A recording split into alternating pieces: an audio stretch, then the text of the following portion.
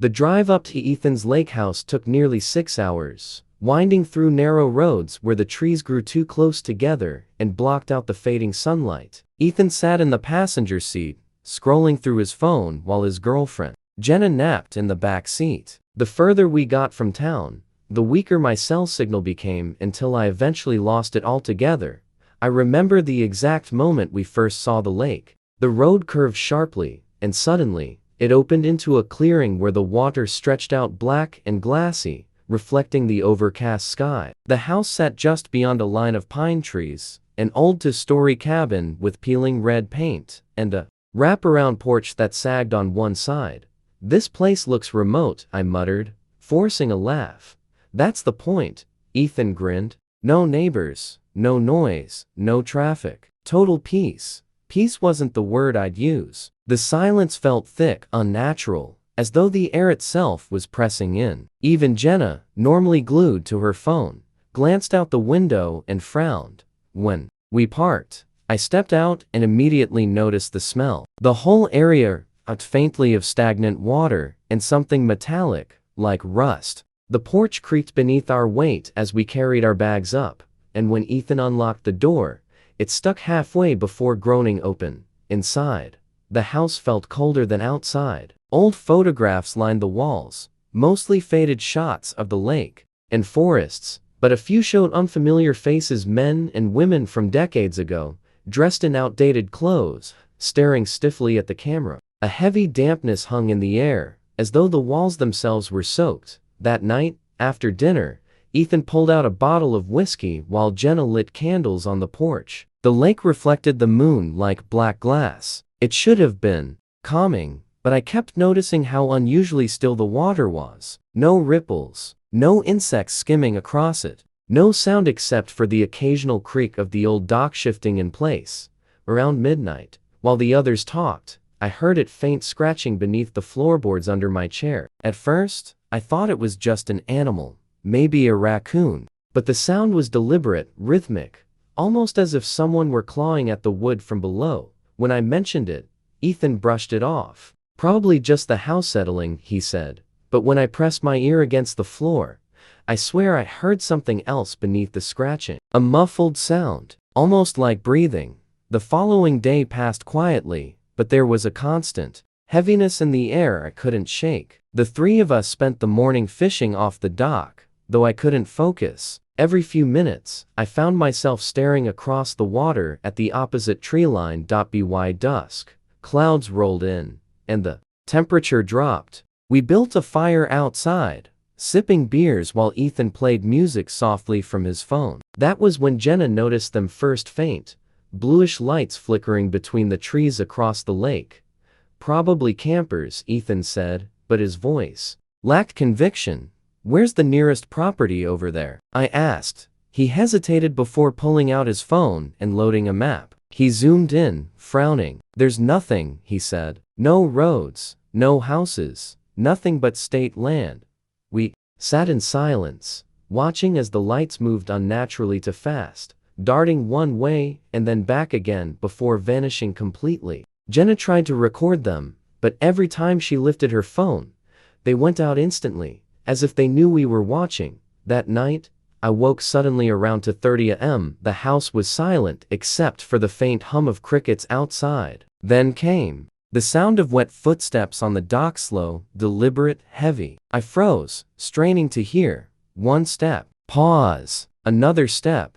I grabbed my flashlight and crept to the window overlooking the lake. The dock was empty, but the water beneath it rippled softly, though there was no wind. And for just a moment, I thought I saw something pale moving under the surface. Something big.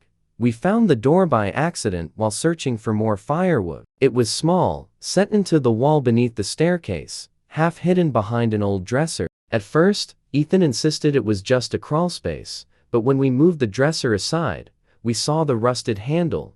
"Dude, I've been coming here since I was a kid," Ethan muttered.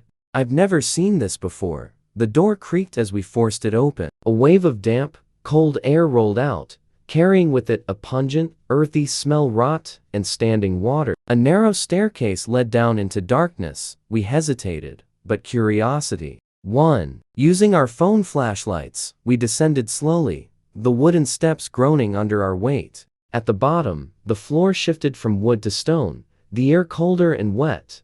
The room was larger than we expected, carved directly into the earth beneath the house. On the far wall, a single metal chair sat bolted to the floor. Chains hung from hooks in the ceiling. The concrete walls were covered in deep scratches, hundreds of names etched crudely into the stone. Some of the names had dates next to them. Many were from decades ago. A few were recent. That night, I couldn't sleep. Around a.m., the scratching beneath the floor returned, louder than before, and now but hear faint, broken whispers threading through the sound. Something was beneath us, trying to get out. The night Jenna disappeared, the air felt wrong. Thick, unmoving, suffocating. I woke to silence so complete it roared in my ears. Her bed was empty, sheets rumpled, window cracked open. We searched the entire house, screaming her name. Nothing. That's when we heard the footsteps again, pounding across the dock. Ethan ran out first, his flashlight beam shaking violently. I followed, but by the time I reached the porch, he was already waist deep in the water, thrashing and screaming. The lake swallowed him without a ripple. I ran. I didn't look back. I still dream of the scratching beneath those floorboards, because sometimes, even now, I wake to hear it under my bed.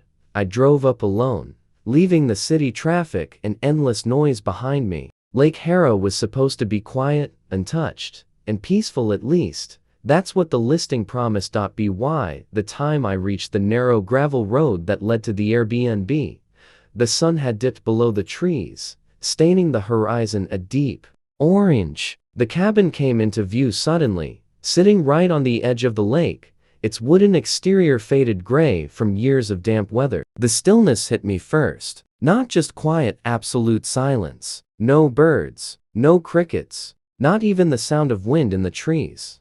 I parked, grabbed my bags, and walked up to the porch. The wood was soft beneath my feet, damp enough that it sagged slightly with each step. There were 3 deadbolts on the front door, which struck me as strange for such a remote area. Inside, the cabin smelled faintly of mold and old wood. The living room was furnished simply: a couch, a small fireplace, a few old photographs on the wall showing Lake Harrow from decades ago. But the photos bothered me. In every one, the shoreline looked different. Trees missing in one, appearing in another. A boat dock that seemed to vanish between images. As I unpacked, I noticed something else. An old intercom system on the wall, yellowed with age. I assumed it didn't work, but around midnight, while I lay in bed scrolling through my phone, it let out a soft, static hiss followed by the faintest sound of breathing. I sat up instantly, heart pounding, but when I got closer, the intercom was silent. I didn't sleep much that night. Around a.m., I heard slow footsteps outside circling the cabin, gravel crunching, pausing, continuing. When I finally got the courage to peek through the curtains, the moonlit path was empty. The morning sunlight did little to ease my nerves. I made coffee and stepped out onto the porch, hoping fresh air would clear my head. That's when I noticed the cabin across the lake. It sat low against the shoreline, half hidden by leaning pine trees, but something about it seemed wrong. Its dock was rotting, boards warped and missing in sections, and its windows were covered with weathered planks. But as I stared longer, I swore I saw a figure pass by one of the upstairs windows. I texted the Airbnb host, a woman named Marla, asking about the cabin. Her reply came nearly an hour later. There's nothing across the lake. That was it. No explanation. By nightfall, fog rolled in thick and low, hugging the surface of the lake. I sat on the porch, wrapped in a blanket, trying to convince myself I'd imagined it. That's when I saw the lights, faint, yellowish glows flickering in the boarded-up windows of the cabin across the water. They weren't steady, they moved, like someone pacing inside with a lantern. I grabbed my phone and tried filming it, but the lights dimmed instantly, vanishing into darkness. Around a.m., a sudden splash echoed from the lake. It was deep, loud, and deliberate. I swung my flashlight toward the sound, catching only a glimpse of something pale slipping beneath the surface, smooth, elongated, and disturbingly human-shaped. I spent the next morning walking along the lake, needing to reassure myself that the silence and shifting lights were just my imagination. But as I followed the shoreline, I realized something unsettling. The lake didn't match the photographs in the cabin. The tree line curved differently, the rocks beneath the water were arranged in unfamiliar patterns, and the dock on the opposite shore was further out than it should have been. When I returned, I pulled one of the old photos off the wall and compared it. In the photo, there was a small island in the center of the lake. I looked up. There was no island. By dusk, the intercom hissed again, this time louder. I unplugged it, but the static didn't stop. That night, just as I was drifting off to sleep, I heard something knocking from beneath the dock outside. Slow, deliberate knocks 3 at a time, followed by silence, then 3 again. I grabbed my flashlight and stepped outside, heart hammering. The dock was empty, the lake motionless. But when I glanced toward the opposite cabin, the lights in its windows burned brighter than ever before, glowing like open eyes. And then I realized something horrifying. The shoreline across the lake was closer than it had been yesterday. I woke at dawn, packed my bags, and opened the door only to find water where the road had been. The lake had risen overnight. Entire stretches of the forest were half submerged. My car sat trapped in ankle-deep water, the tires sinking slowly into the mud. Panic set in. I grabbed my phone, tried calling 911, but there was no signal. That's when the intercom came alive again, even though I'd ripped its wires out the night before. This time, it whispered my name. By nightfall, the cabin felt suffocating. I started filming everything, the lights, the sounds, the waterline creeping closer. The last thing I remember is hearing footsteps splashing outside my door, slow and deliberate, followed by the creak of wet wood as something stepped onto the porch. The video ends with the sound of rushing water and a single, sharp inhale. My phone was found weeks later, dredged from the bottom of Lake Harrow. No one ever found me. When we booked the house at Lake Bellwood, I thought it would fix things. Claire and I hadn't been in a good place for months, and Noah deserved a weekend where his parents weren't constantly at each other's throats. The drive took nearly 4 hours, winding through dense forests where sunlight barely touched the ground. When the lake finally came into view, it was breathtaking at first glance, smooth and glassy, stretching endlessly beneath a pale gray sky. The house itself sat just feet from the waterline, perched on a small hill. 2 stories, dark cedar siding, wide windows overlooking the lake. The rental listing hadn't shown much, but in person, it looked like something out of a postcard. Still, there was something off. The air felt heavy, damp in a way that clung to your lungs, and the lake, it was too still. No waves lapped against the dock. No insects hovered over the surface. No birds called in the distance. Just silence. Inside, the house was clean but dated, faded wallpaper, heavy wooden furniture, and a faint smell of mildew. We unpacked while Noah ran around exploring, his small footsteps thudding on the old hardwood floors. That's when Claire called me over. "Look at this," she whispered, pointing to the doorway leading into the living room. Someone had carved strange markings into the wood, crude, shallow symbols, like half-finished letters or runes. They repeated over every doorframe in the house. "Probably just decoration," I said, though my voice sounded less convincing than I intended. Later, while putting our bags away, I found an old framed photo in the bedroom closet. It showed a family standing on the dock, a man, woman, and 2 children. But someone had scratched out all of their faces violently, leaving only deep gouges in the glass. That night, I woke around a.m. to the sound of water slapping against wood. When I looked out the window, I saw ripples spreading across the lake, in perfect circles, though there wasn't a single breeze. And standing at the end of the dock was a figure, pale, motionless, watching us. Morning sunlight made the lake look deceptively calm. Claire brushed off my story about the figure on the dock, but I couldn't stop thinking about it. We spent most of the day outside, grilling lunch and letting Noah play near the shore. He filled a bucket with water and kept crouching down beside it, ear tilted, concentrating hard. "It's singing," he said suddenly. "What is?" I asked, kneeling next to him. "The water," he whispered. "You just have to listen real close." I dipped my own head down, half expecting to humor him, but I swear I heard something faint beneath the waves. A low, distant sound, almost like a voice carrying a single, sustained note. That night, we sat around the fire pit roasting marshmallows. The silence pressed in again, broken only by the occasional pop of wood in the flames. Then came the vibration. At first, I thought it was a passing boat engine, but the noise didn't fade. It came from beneath us, deep, thrumming like something massive shifting under the lake bed. Claire stiffened, clutching Noah closer, and I grabbed my flashlight. We walked down to the dock, and that's when I saw them bubbles rising steadily from one patch of water, about 20 feet from the shore. Probably just gas escaping, I muttered, forcing a laugh I didn't feel. But when I shone the light across the water, I saw something pale just below the surface. It darted away instantly.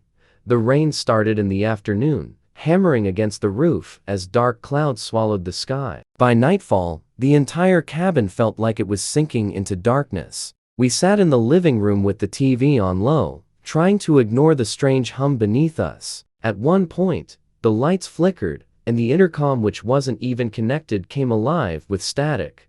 A whisper threaded through the noise, too garbled to make out, but Claire swore it repeated Noah's name. That night, Noah woke us screaming. He pointed at the window and cried, "They're at the glass." I rushed over, but the curtains were drawn. Slowly, I pulled them aside. The window pane was fogged from the inside, and faint handprints began appearing one after another, as though pressed by invisible hands. And then, in the reflection of the glass, I saw faces, dozens of pale, swollen faces floating just beyond the porch, their features distorted by water, their eyes open and unblinking.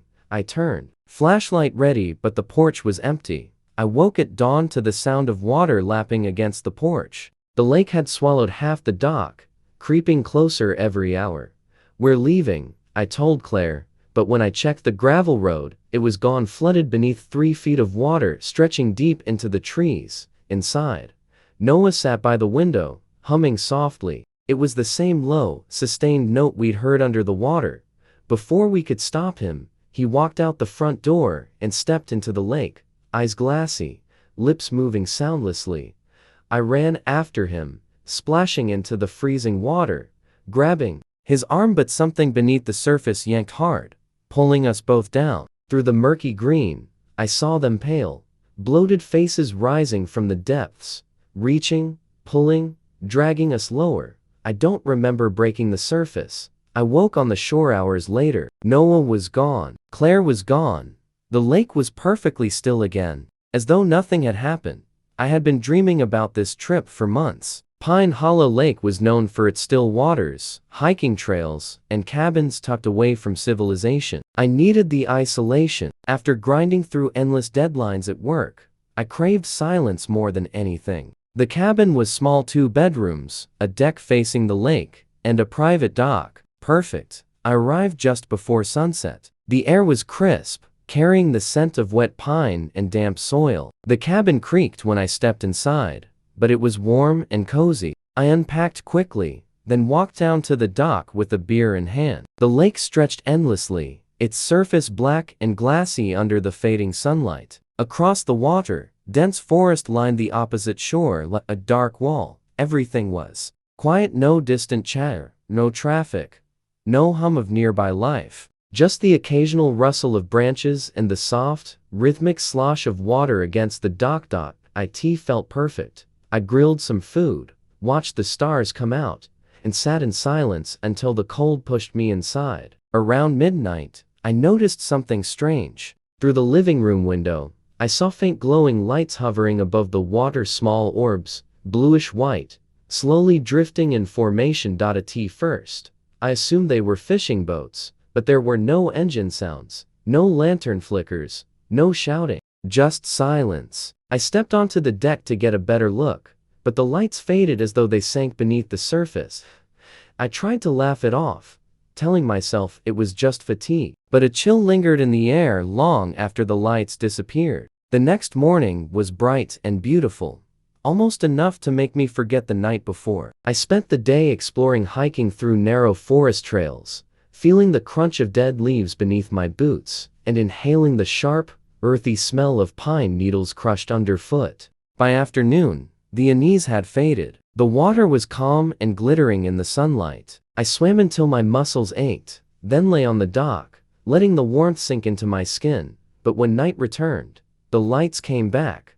I spotted them again. Through the window, brighter this time, moving slowly but deliberately. I grabbed my phone and stepped out onto the deck. That's when I saw him.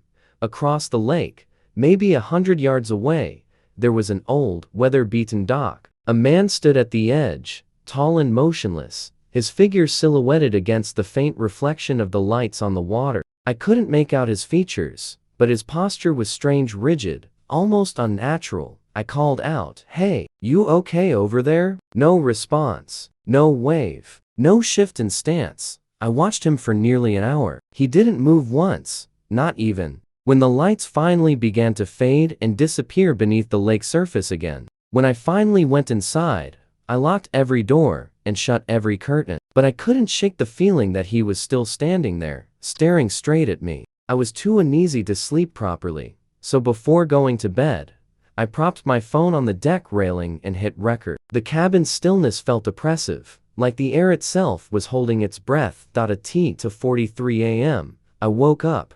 There was a sound outside, faint, muffled whispers carried over the still water. At first, I thought I was dreaming, but then I heard them again, rhythmic and strange, almost like chanting. I didn't go outside. Instead, I lay frozen, clutching the edge of the blanket, heart pounding so hard I could hear the blood rush in my ears. The next morning, I checked the recording. The video showed the lake, pitch black, except for the same glowing orbs. They weren't hovering this time. They were rising, emerging from beneath the water surface, dripping, silent, unnatural. Slowly, they drifted toward the distant dock. The figure was there again, perfectly still. The audio sent chills racing down my spine. Static hissed faintly at first, then the whispers started. Soft, layered voices, overlapping one another, their words impossible to make out. The sound built, until, suddenly, the recording cut to black. I walked to the opposite shore later that day to check the dock. There was nothing there. No footprints, no tire tracks, no discarded gear. It looked abandoned, as though no one had stood there in years. But I couldn't shake the thought, if no one was there, who had I seen? I barely slept that day. Every creak of the cabin sounded amplified, every gust of wind like a whisper too close to my ear. By the fourth night, I was on edge, pacing between the deck and the dock, waiting for the lights. When they came, they were closer than ever, just below the surface near my dock, glowing faintly, pulsing like a heartbeat. I crouched at the edge, straining to see beneath the ripples. The water was pitch black, my reflection barely visible. I reached out instinctively, brushing my fingertips across the cold surface. That's when something touched me. It was rough, human-like skin, cold as stone. I yanked my hand back, stumbling onto the dock, heart pounding so violently I thought I might pass out. The lights began to rise, one by one, silent and steady, circling the dock like they were enclosing me. Across the lake, the figure finally moved. He stepped off the dock and into the water, slowly, deliberately, never breaking his gaze toward me. The water swallowed him up to his knees, then his chest, then his shoulders, and still, he walked forward. I ran inside and grabbed my phone, fumbling to dial 911. Before I could finish the number, the lights went out. All of them. The cabin plunged into complete darkness. The only sound was the wind whispering through the pines and the faint ripple of water against the dock. And somewhere out there, across the lake, I could hear wet footsteps approaching.